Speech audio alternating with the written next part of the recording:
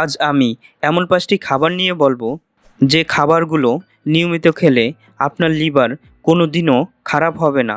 তার মধ্যে 4 নম্বর খাবারটি জানা প্রতিটি মানুষের খুবই প্রয়োজন। খাবার তালিকায় প্রথমে যে খাবারটি রাখতে হবে তা হচ্ছে রসুন। রসুনের মধ্যে থাকা অ্যালিসিন এবং সেলেনিয়াম লিভারকে ভিতর থেকে পরিষ্কার করে। রসুন খেলে লিভারের এনজাইমগুলো সক্রিয় হয়, যা শরীরের সব টক্সিক বা বিষ দ্রুত বের করে দিতে সাহায্য করে। প্রতিদিন সকালে 1 কোষ কাঁচা রসুন খেলে লিভার কখনো ফ্যাটি হবে না।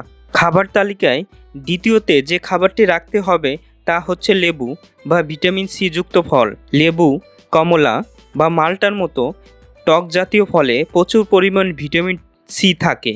এটি লিভারের বিষাক্ত টক্সিনগুলোকে পানির সাথে মিশিয়ে শরীর থেকে বের করে দেয়।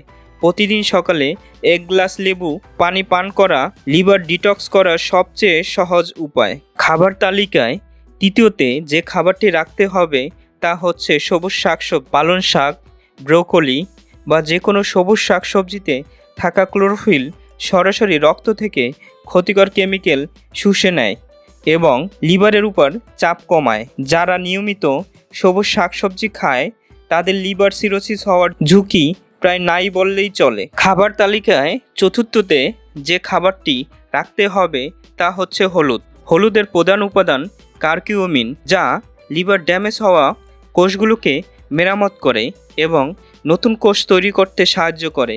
নিয়মিত রান্নাতে হলুদ খাওয়ার পাশাপাশি রাতে 1 গ্লাস কুসুম গরম দুধের সাথে সামান্য হলুদ মিশিয়ে খেলে লিভার সবসময় ভালো থাকে। খাবার তালিকায় পঞ্চমে যে খাবারটি রাখতে হবে তা হচ্ছে গ্রিন টি বা কফি।